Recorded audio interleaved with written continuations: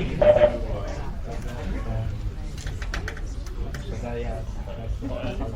meeting is being recorded.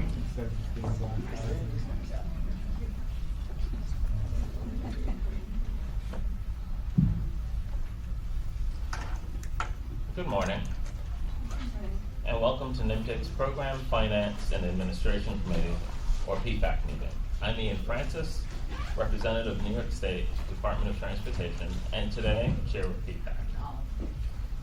Before we begin, I want to point out the emergency exits should there be an emergency evacuation. There are 3 exits to this room, one directly behind you, one slightly to my left, and one to my far left. Please listen for announcements and instructions. If anyone needs personal assistance to evacuate, notify the staff of NYMTC. NYMTC staff, please raise your hand. Thank you. I would also like to ask everyone to mute their cell phones during the meeting. Now I'd like to begin the meeting with introductions of the members around the table. I'm asking each member to announce who they are, their agency, and whom they're representing today. Beginning with the far end of the table to my left. Please speak clearly into the microphone. Dan Moser, Federal Transit Administration, Region 2, representing Regional Administrator Stephen Goodman. Adamani, Federal Highway Administration, New York Division, representing Division Administrator Rick Markey.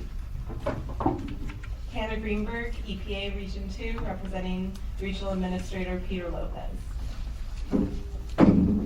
Chris Chatterton, Suffolk County, representing County Executive Steve Blum.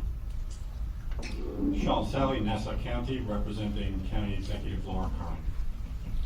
Jack Schmidt, New York City Planning, representing City Planning Director and City Planning Commission Chair Marisa Lago. Ann McGrain, New York City Department of Transportation, representing Commissioner Polly Trottenberg. Naomi Klein, Westchester County, representing County Executive George Latimer. Sandra Fusco, Putnam County, representing County Executive Mary Ellen Odell.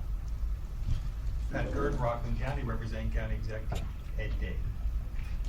Jay Sheffield, Port Authority of New York and New Jersey, representing Executive Director Rick Cotton. Thank you. By my count, under our operating procedures, we have a quorum for today's meeting.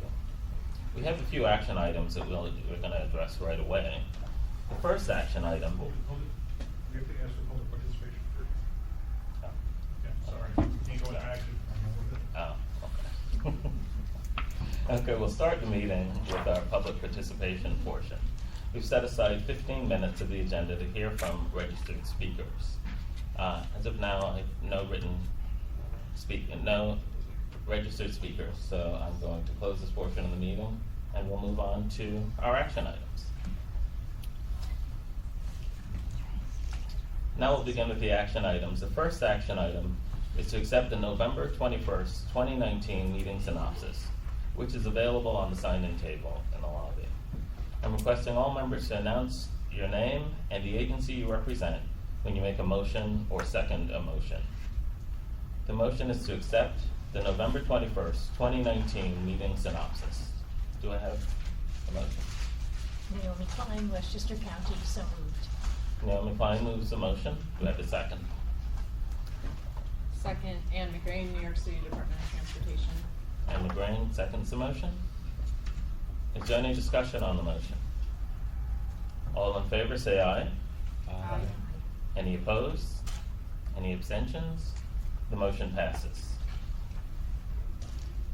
The next action item is to adopt resolution number 497, recommendation of the draft state fiscal year 2020 to 2021 Unified Planning Work Program for council adoption. All copies of the resolution are available on the sign-in table. I'll ask Seitu Allen to introduce the resolution. Good morning. So this is the resolution to recommend for council adoption the state fiscal year 2020-2021 Unified Planning Work Program.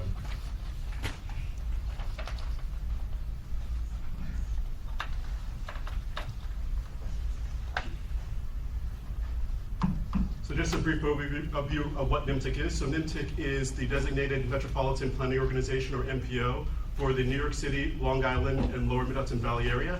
And as an MPO, it's responsible for establishing and implementing transportation plans, programs, and projects. The MPO is split up into 3 transportation coordinating committees, which are displayed on the map, which include the 3 regions that were discussed earlier. It's composed of its various member agencies, which include the county executives of Westchester, Nassau, Putnam, Rockland, and Suffolk County, as well as the commissioners of New York City DOT and New York State DOT, as well as the CEO of the MTA, the Metropolitan Transportation Authority, and the executive of the New York City Department of City Planning. It also has advisory members representing state, federal, as well as our neighboring MPO, the New North Jersey Transportation Planning Authority. So NYMTC's actions are guided by its missions to serve as a collaborative forum to address transportation issues from a regional perspective. It also provides sound technical analyses.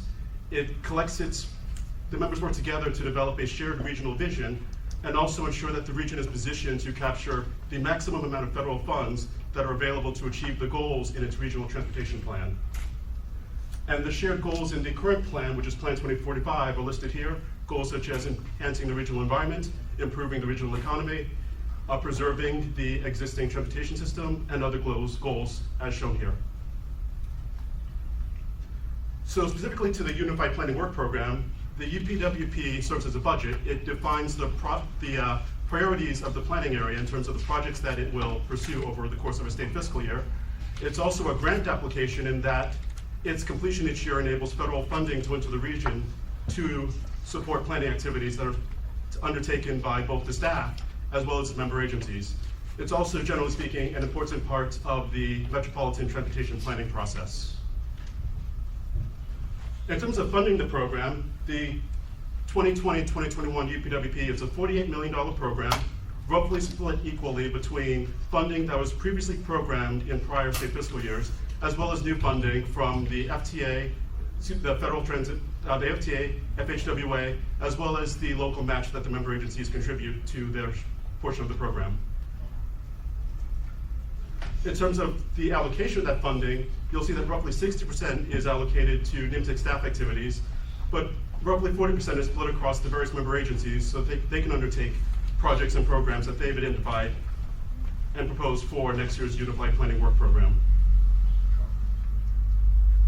You can think of NYMTC's program as being split into 2 parts: a core program, which covers the requirements, what NYMTC must do as an MPO, as well as a discretionary program. So this is kind of the core planning process.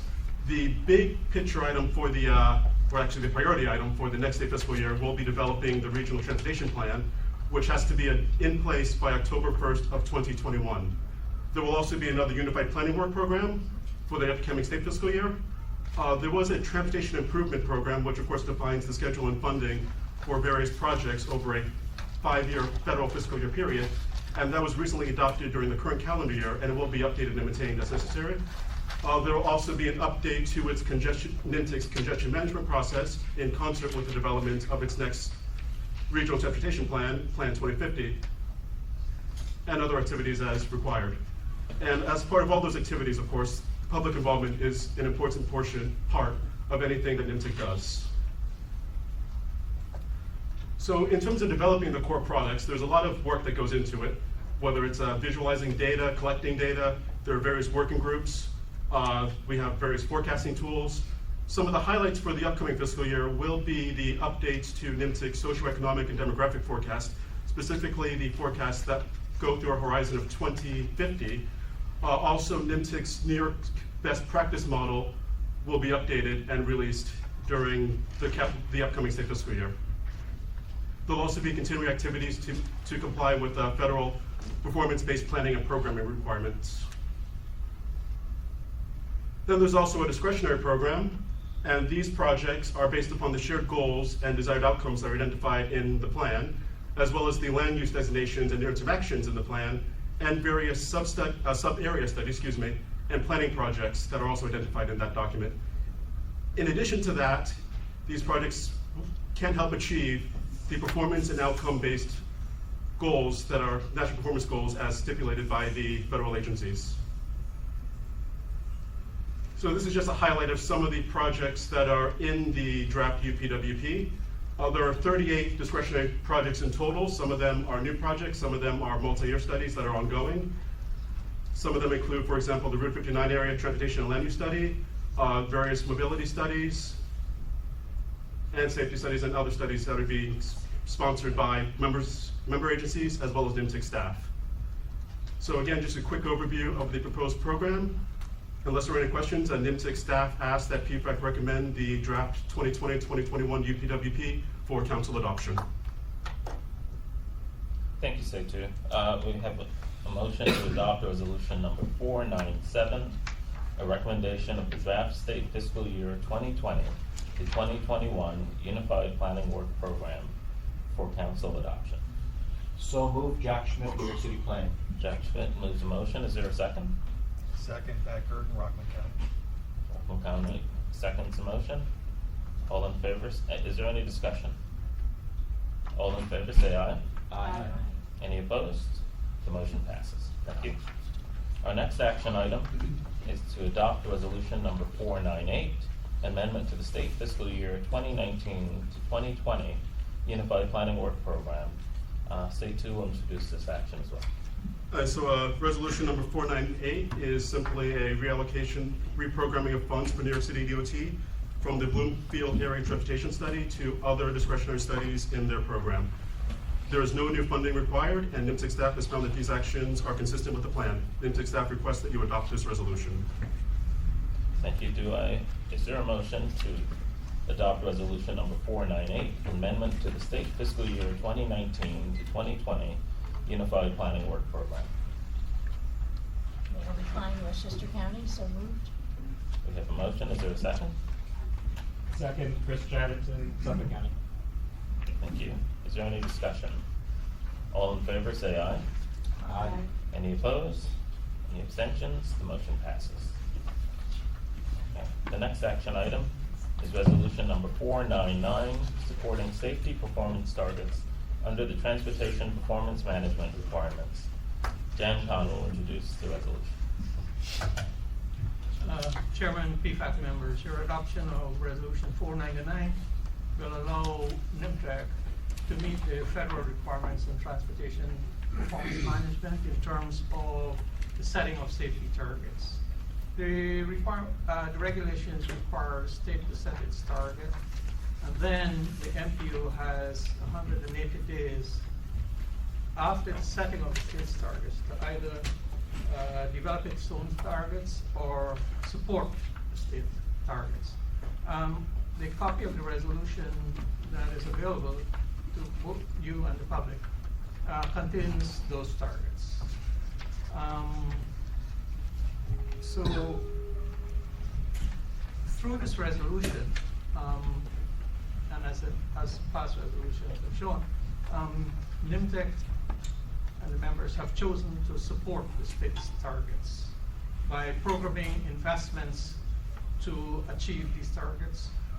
And so resolution 499 seeks to, through resolution 499, we're asking you to adopt the 2020 safety targets so that we can go ahead and program the required projects to achieve the targets that have been set and so meet the federal requirements.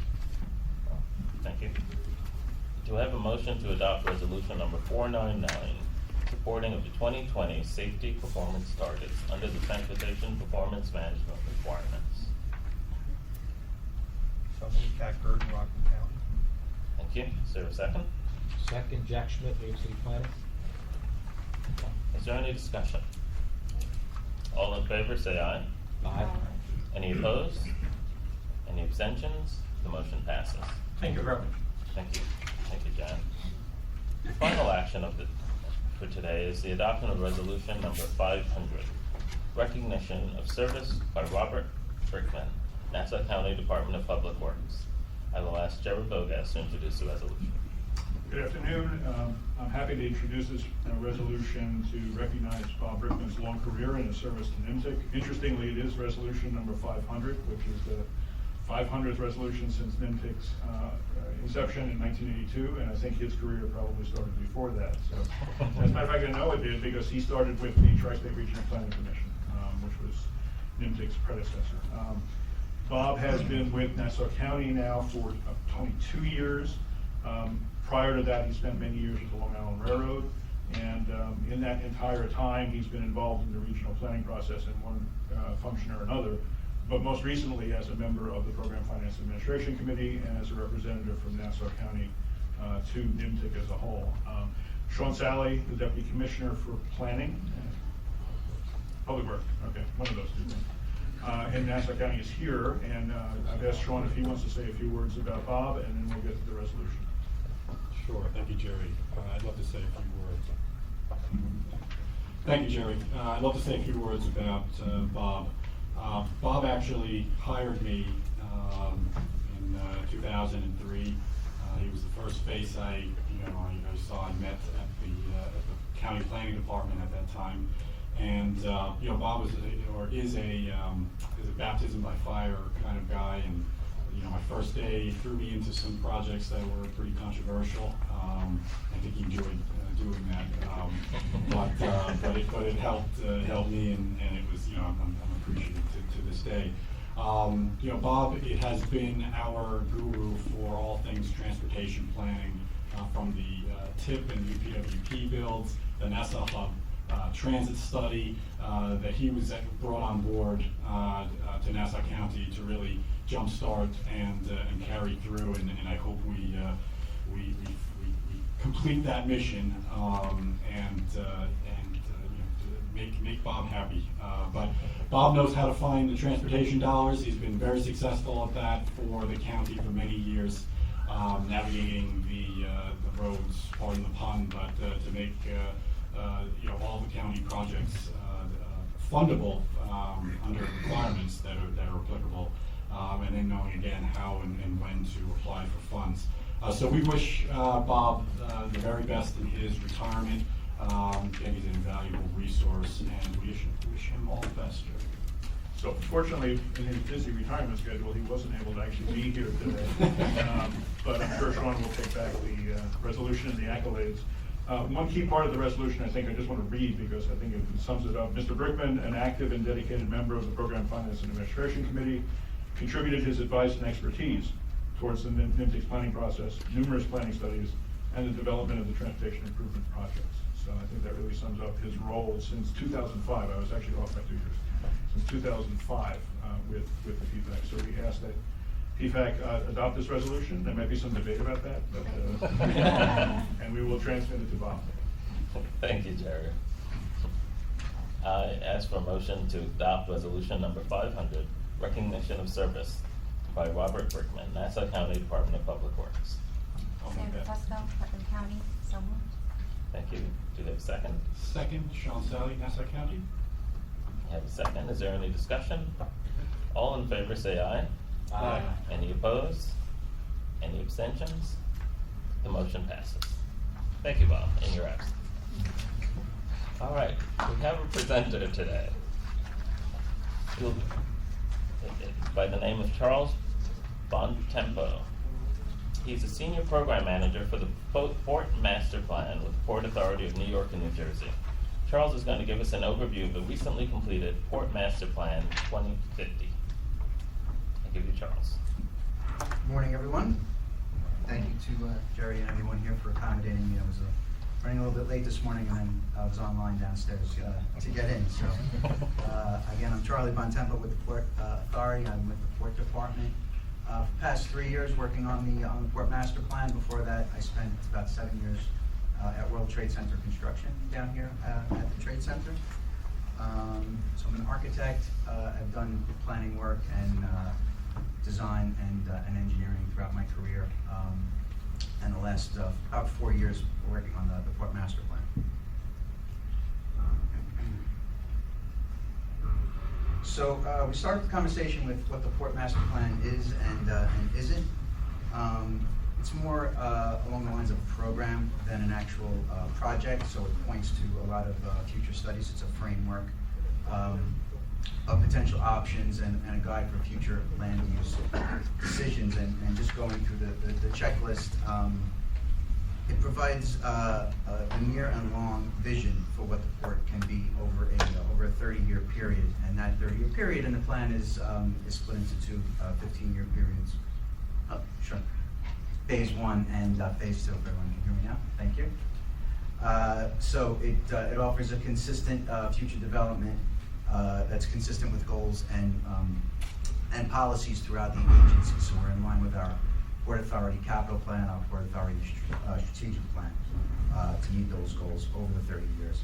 And it's a holistic approach that integrates our facilities into the total transportation network in New York and New Jersey. We are a bi-state agency.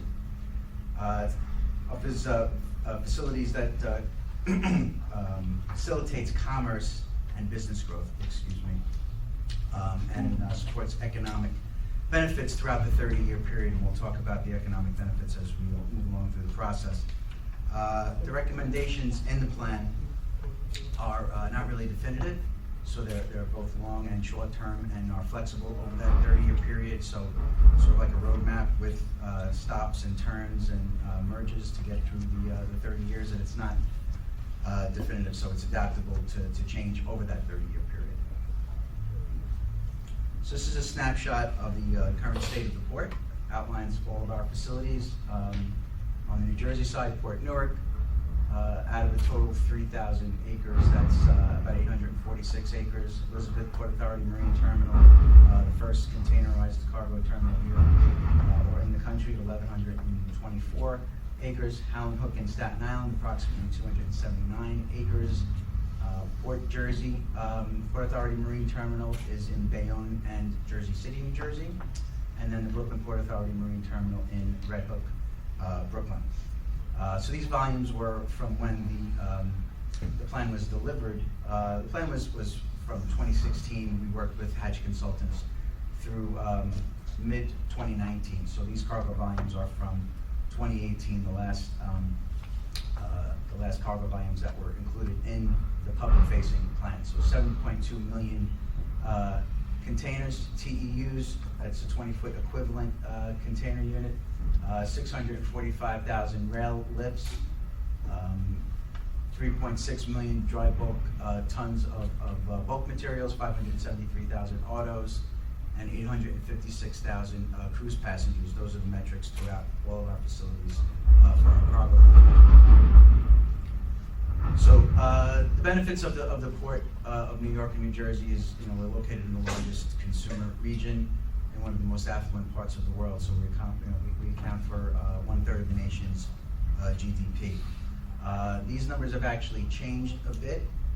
So we now serve 134 million people with immediate access to 28 million consumers, and another 106 million more in New England and across the Midwest, which can be reached within 36 hours of our port. So 46 million people within a 4-hour drive, 250-mile truck drive, 1.7 million businesses, 290,000 of them being retailers and wholesalers. So basically, if things are going to come into this region, they're going to come through the Port Authority, to the Port of New York and New Jersey.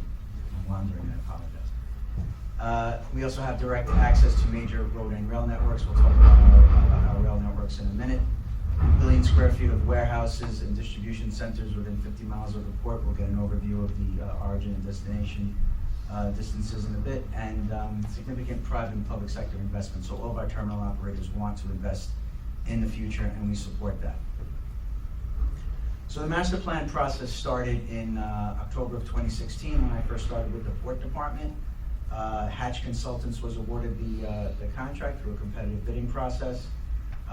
Kicked off the process by gathering information and setting the project goals and visions, which we'll touch upon. So we did an existing facility assessment, was the first bit of work that Hatch did, gathered all of the studies that were done in the past to use as a baseline to develop the plan. From there we went to market analysis and a land use and capacity assessment to establish what our, not only what our current volumes are, but what our capacity is now and what our projected capacity could be throughout the 30-year plan. From there, in the fourth quarter of 17, we went to creation of a long list of options, which was then evaluated, criteria was set and weighed out to create a short list of options, which then went into the recommendations that you see on the public-facing plan, which is available on our website. So it was a long process, certainly an extended review process after the draft plan was delivered in April of 2019. So we had a long internal review process. We did another round of stakeholder engagement, which was going on throughout the entire hatch development process of the plan. We had numerous outreach sessions and one-on-one interviews and planning forums with all of our stakeholders. And again, the plan was delivered in the second quarter of 2019, which was July of this year. It's available on the Port Department website. There's also a storyboard that goes along with it, where you can sort of, it animates and it's done in a GIS format, but it's available on the website. And we recently added a master plan video that you can see as well. So the vision for the Port Master Plan was established in the early planning sessions to create a flexible roadmap to develop a competitive, financially successful port which maximizes regional jobs and economic impacts while minimizing environmental effects. And these are the sort of cornerstones that went into building the plan.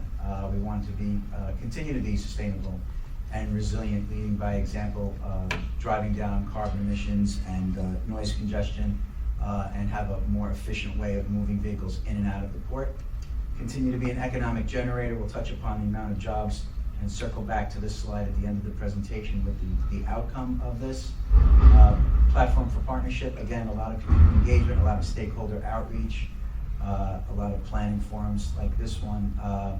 Shaping future growth, so the plan is a 30-year plan and accommodates future needs based on a snapshot in time, but also gives us the ability to move that based on current industry trends for all of our commodities. State-of-the-art technology, so we had a lot of technology forums currently looking at different alternative fuels and electric vehicles throughout the port. And electrifying the yard equipment inside the terminals. This is a snapshot of how much Port Master Plan engagement, stakeholder engagement, and outreach was done over the 3-year period, 3.5-year period. So over 45 presentations to stakeholders and community groups.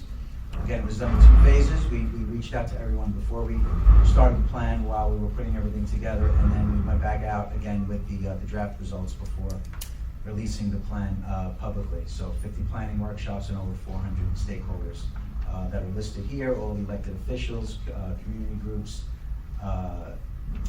labor unions, trucking companies, all of our tenants and terminal operators. We are a landlord port, so we don't actually operate the facilities in the port. We have terminal operators and then lessees that lease other spaces. So these next few shots will be focus on the markets and the trends over the next 30 years. This first one being our largest market, which is containers. So the Port Master Plan calculated that container volumes are projected to either double or triple in the next 30 years by 2050. So when the plan was done, we were at 7.2 million TEUs. I think this year now, 2019, we actually hit 7.4, another record volume. So that's projected to double or triple over the next 30 years. So for master plan purposes, we sort of took a middle of the road approach. So about 14.5 million TEUs is what we projected for. And that's with a mix of direct container volumes and also increasing our intermodal share with our rail capacities. Some of the trends and emerging issues that were identified. Ocean carriers were consolidated in alliances. The vessels are getting bigger, so there's a lot of changes in the shipping industry. And I'm into this industry for the last 3 or 4 years while working on this plan.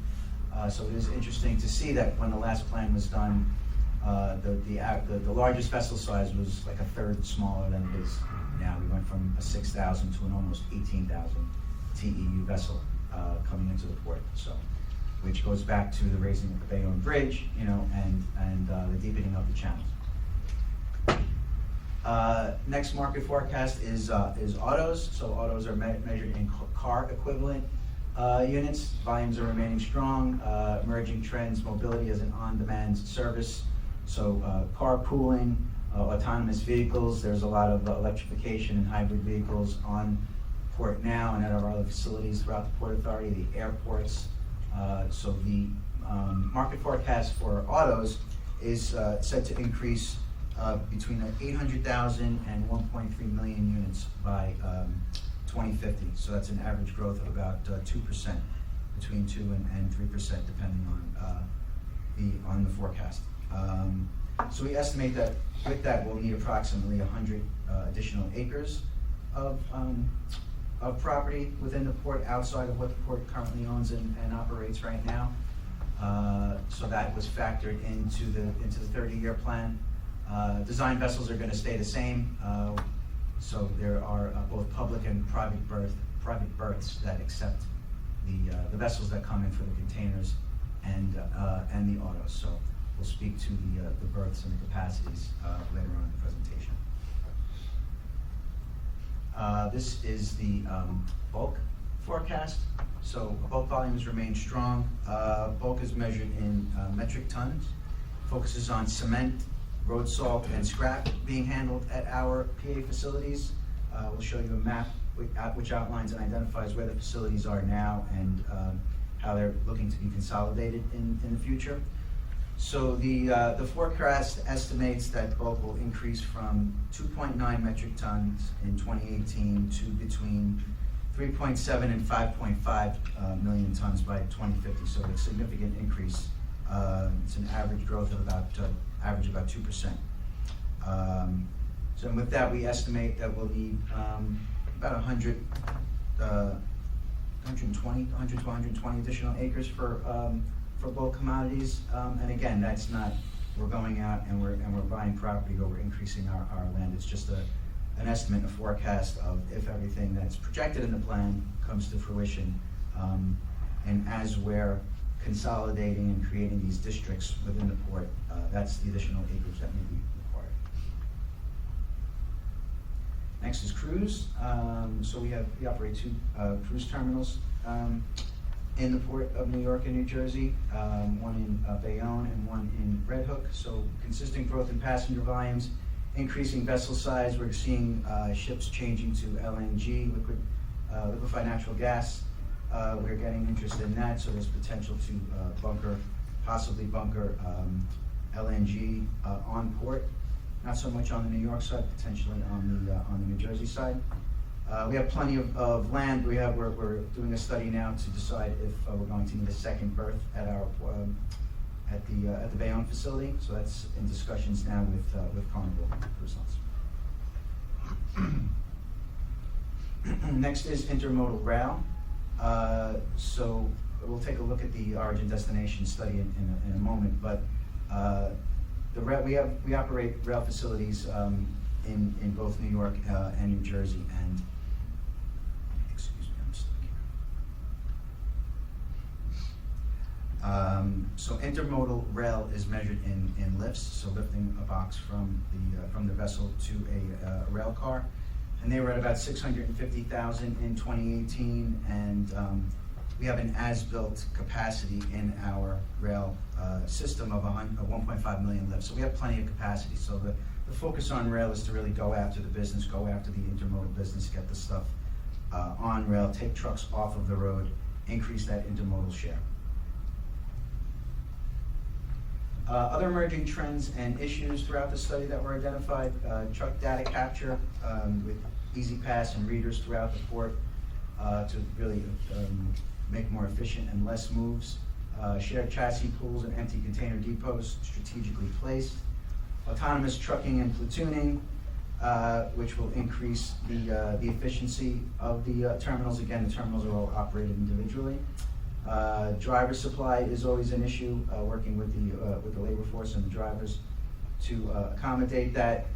ITS, Intelligent Transportation Systems, really mapping out with GPS and Easy Pass the movements throughout the port and where those our most efficient gains can take place. digitation of information streams, so sharing information. On the infrastructure and terminal side, we'll talk about the Kilvan Culp channel, which is in between Bayonne and Staten Island in a minute. Modal split is, again, the opportunity to increase, whether it's the Marine Highway on barge or by rail. And again, the tenants want to, and we're planning in conjunction with the Port Master Plan, the tenants have their own plans to increase their capacity as well, so we work hand in hand with our terminal operators.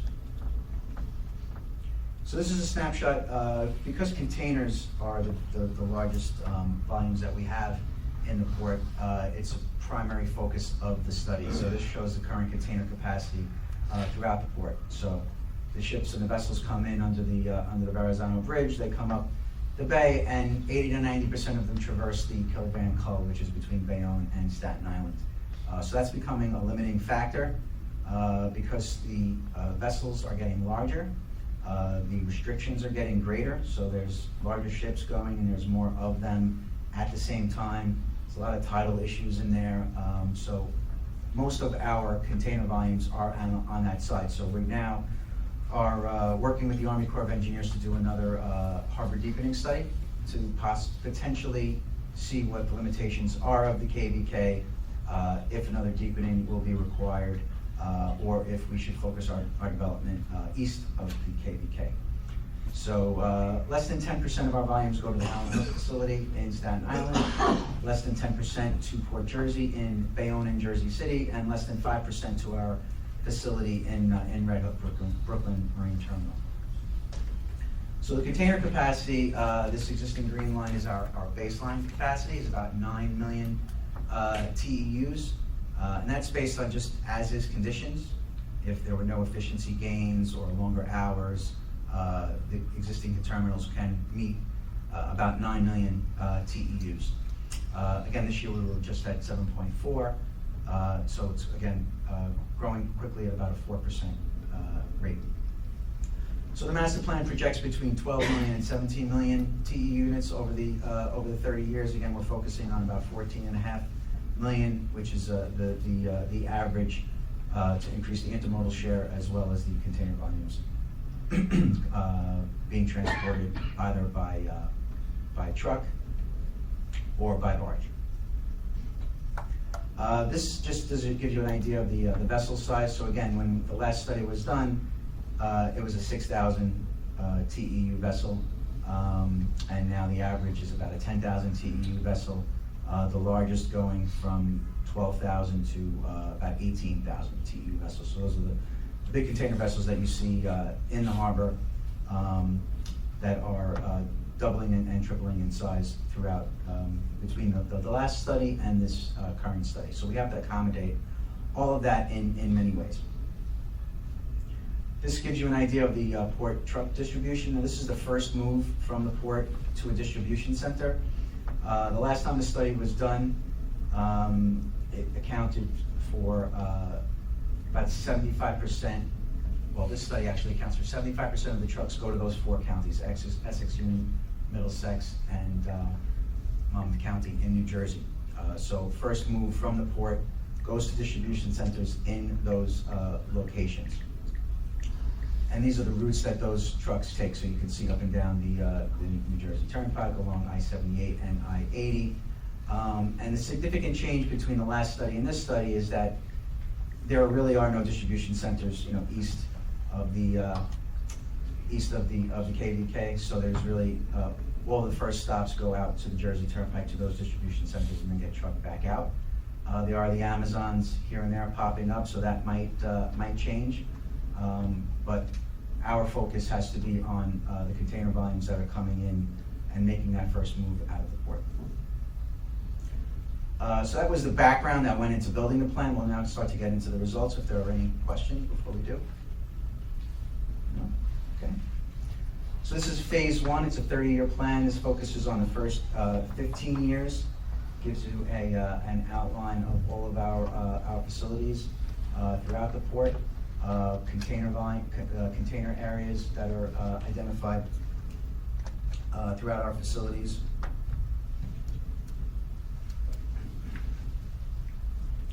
And the terminal operators that operate those facilities. So we have Port Newark, consisting of autos and containers. We have Elizabeth containers with the intermodal rail.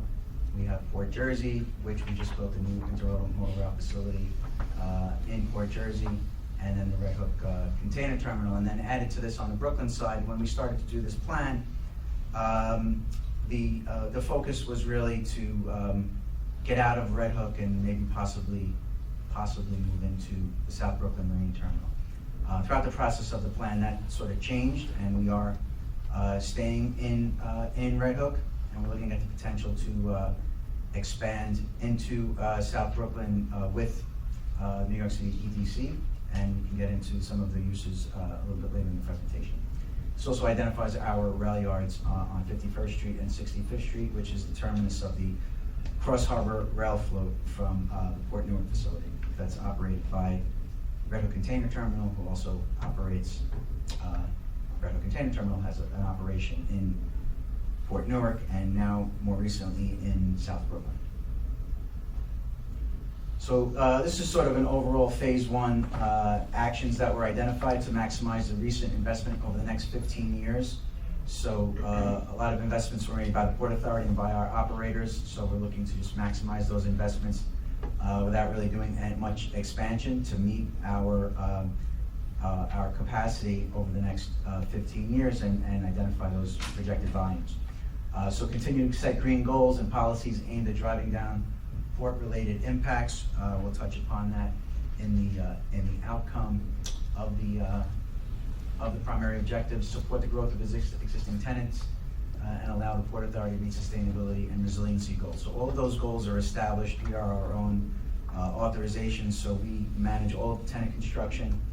So all of that tenant construction has to meet the current sustainability and resiliency goals, as well as any new tenants that come in.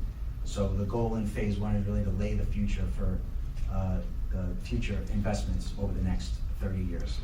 Some of the key actions identified, we've already established working groups and planning forums.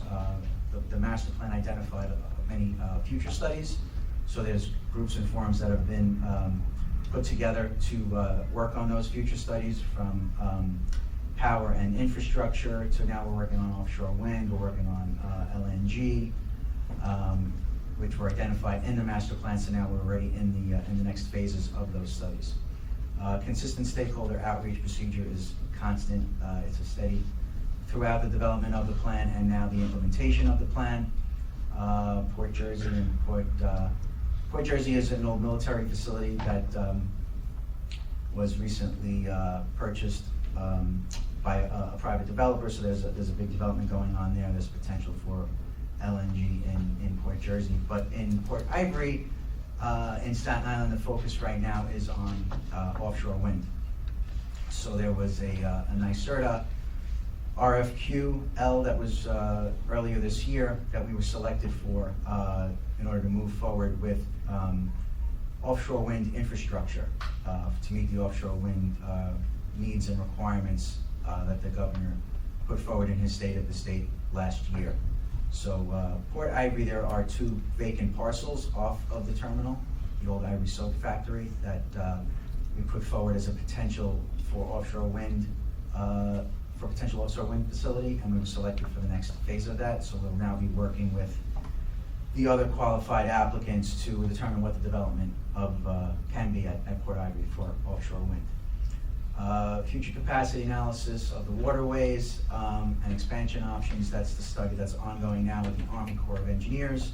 It's a 3-year study. We're at the end of the first year, and that'll determine the future of the KBK channel. Increasing intermodal rail cargo volumes. That's a business plan. We have the capacity. We just have to increase the projected volumes. Constantly implementing roadside improvement projects. We have a big study going on now with the Port Department Traffic Engineering Group to really try to separate public and private roads throughout the port, more efficient egress and ingress to the port, as well as those driver communication systems as part of that study as well. Site-wide communication and electrical platform. So After Sandy, the reason why we were down for such a long time is because the grid was down and we didn't have power. We were ready to go. So we're looking for, to work with the utility companies to meet the power requirements for the future, but also to have backup power available, whether it's some type of self-generation on port or backup power by the facility companies themselves. And again, explore potential for offshore wind manufacturing or support facilities. We have one facility that the master plan identified in Staten Island and Howland Hook, and the other is in Elizabeth, New Jersey. So we'll skip over the facilities in New Jersey.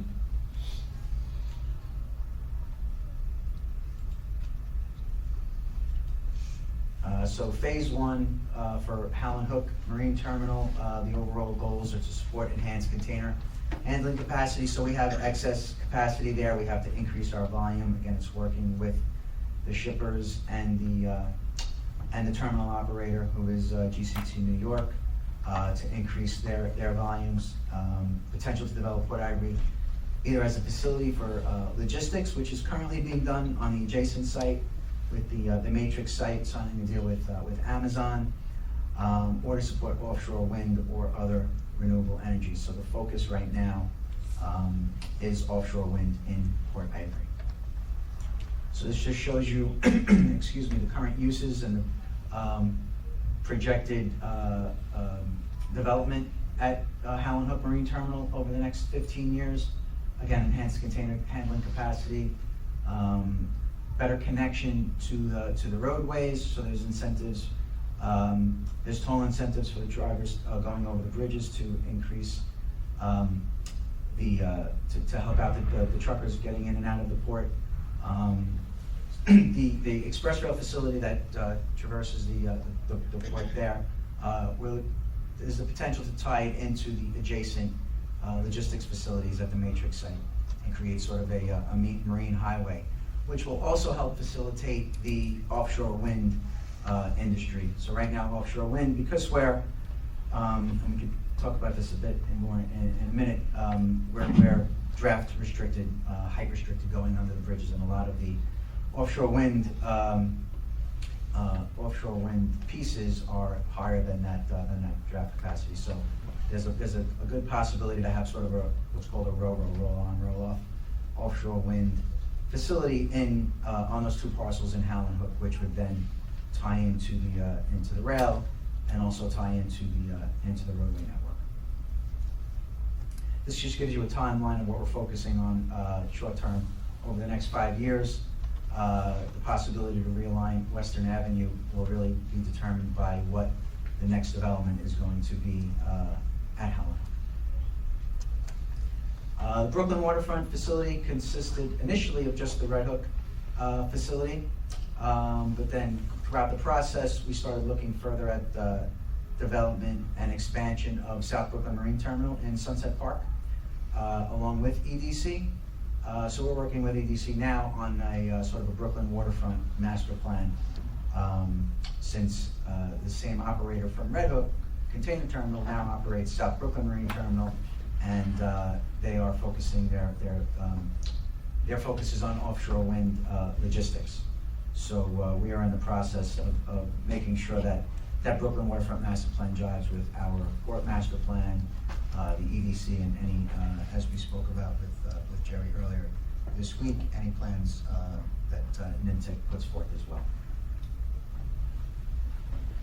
So the Brooklyn Port Authority Marine Terminal and Waterfront facilities, up at the top shows the existing Brooklyn piers. Pardon me. So some of the piers are out of service at the moment, undergoing structural repairs. We currently have a wharf and berth development program underway at the Port Authority, which is evaluating all of our berths and wharfs throughout the Port of New York and New Jersey. Our engineering unit goes out regularly and inspects all of our facilities and some of the piers in Brooklyn. As you know, we're taken offline and are currently undergoing repairs. So the development in Brooklyn right now is to really figure out again, the master plan along the waterfront and how Red Hook can complement and possibly expand South Brooklyn, whether it be warehousing and logistics, or what is being focused on now for offshore wind.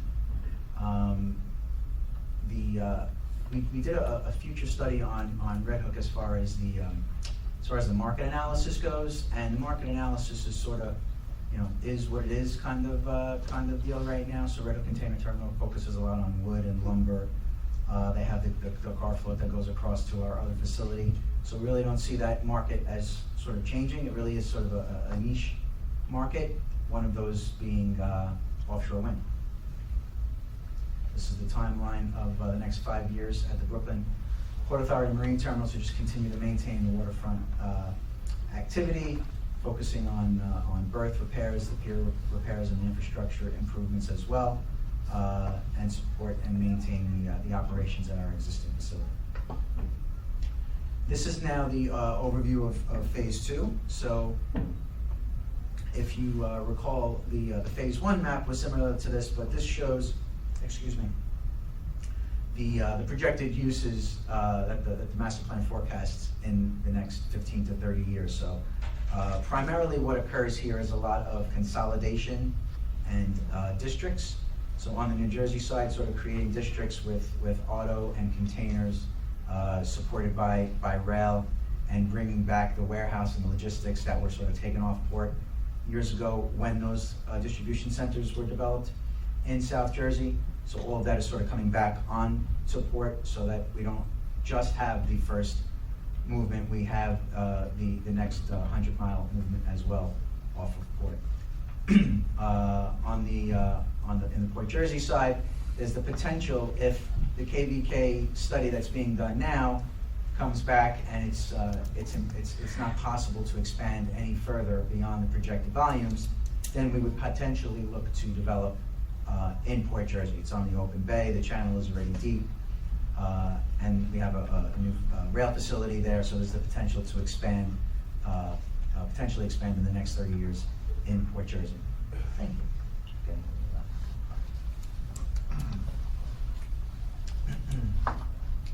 On the Brooklyn side, again, sort of as is in Red Hook, aside from some maintenance and infrastructure repairs. South Brooklyn Marine Terminal is currently in talks with EDC, and they actually were awarded, I think, one of the offshore wind projects. There are two on the East Coast, or in the Port of New York and New Jersey, both on Long Island. So I think Red Hook Container Terminal is looking to be the sort of logistics facility to support those offshore wind farms as they develop over the next 10 to 20 years. So we're looking to see what our facilities can kind of be, and the Howland Hook facility has the potential to be what's called a wind turbine generation port. So not the big towers that support the wind turbines, because they get poured and they're transported vertically, so they don't get under the bridge.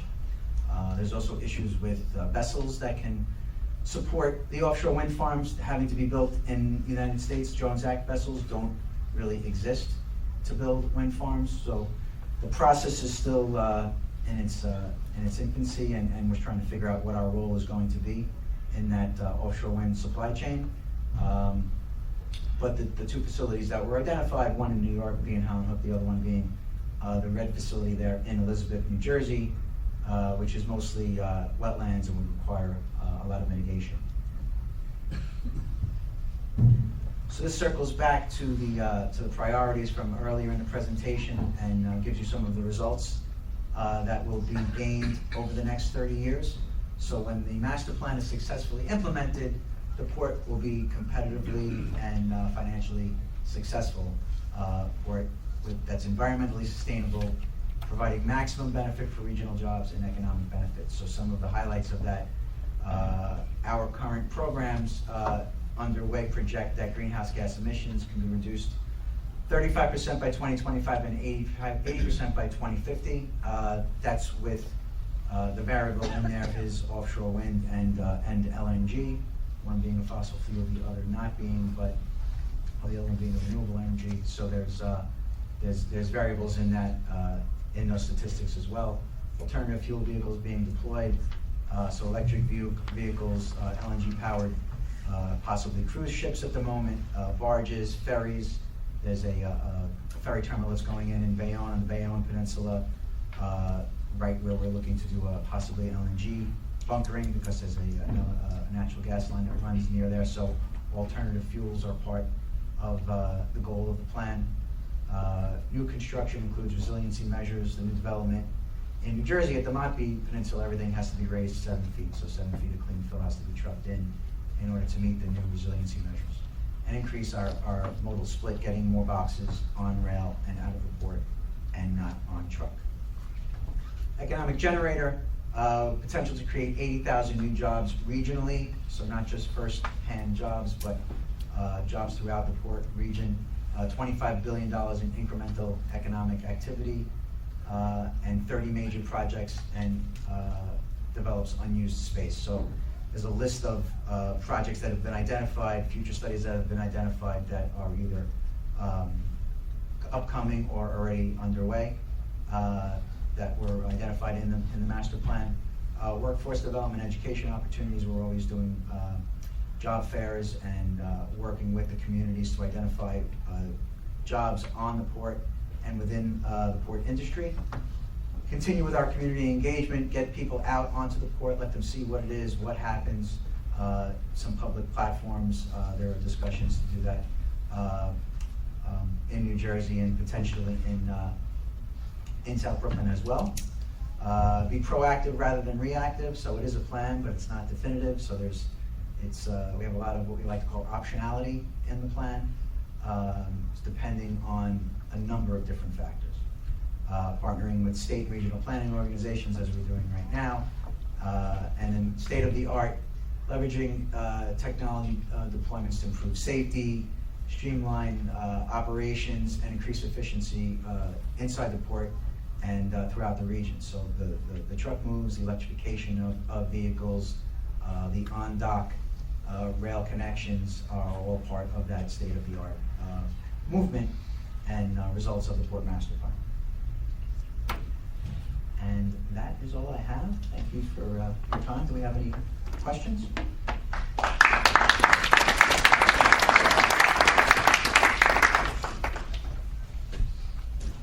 Yes. Hi, Evgeny Golinsky, NYMTC staff. One second. Evgeny Golinsky, NYMTC staff. Can you tell us a little bit more about the New York, New Jersey rail and Greenville to 65th Street Yard rail float? What the plan is, what your future hopes are for that particular service? Well, I'm not the expert on the rail float, but I can speak to the master plan has the rail float staying as is. There's also a cross harbor freight EIS underway, which again still will includes the rail float in that. So the rail float is operated by Red Hook Container Terminal.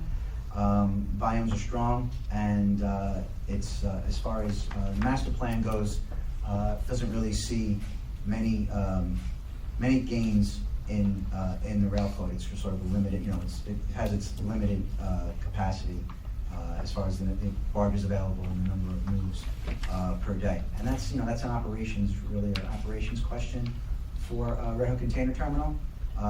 But he's got a yard in Port Newark, and we continue to support his business.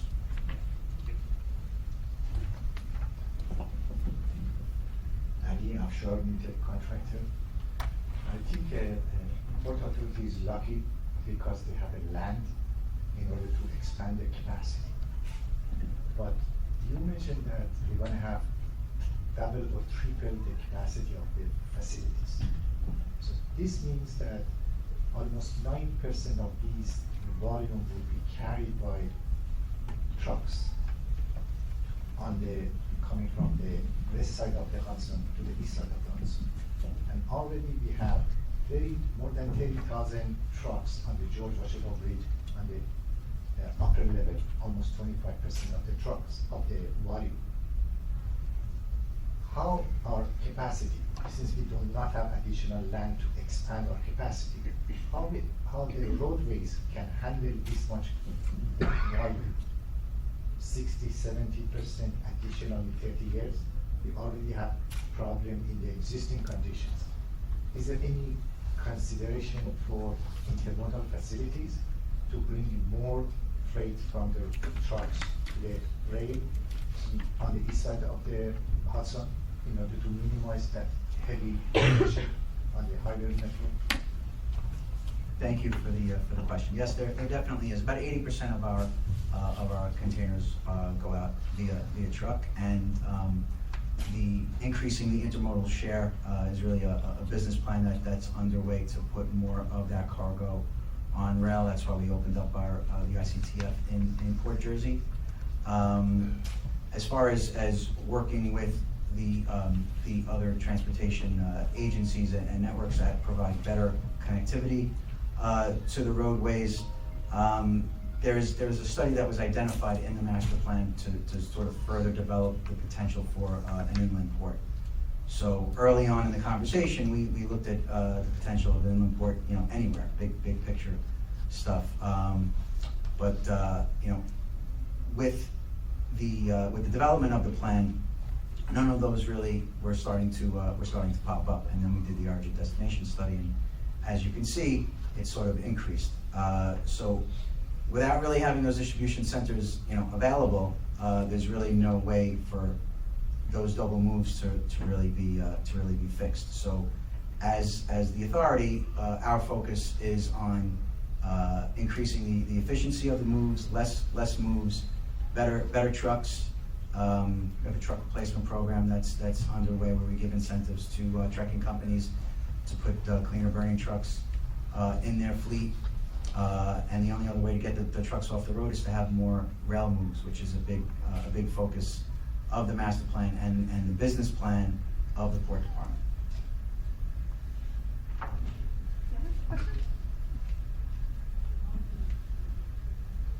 Do any of the members have questions? Thank you, Charles. Thank you very much.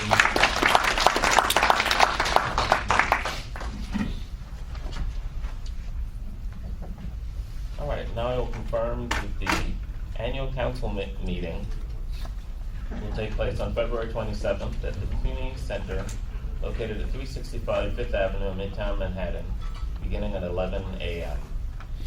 The next PFAC meeting will be held on May 21st, 2020 at 11:30 a.m. here at the NYMTC office located at 25 Beaver in Lower Manhattan. And I'll ask for a motion to adjourn the meeting. Motion, Chris Chatterton, Suffolk County. Do I have a second? Second, Jack Schmidt, City Planning. All right, all in favor? Aye. All right, thank you. Have a good day.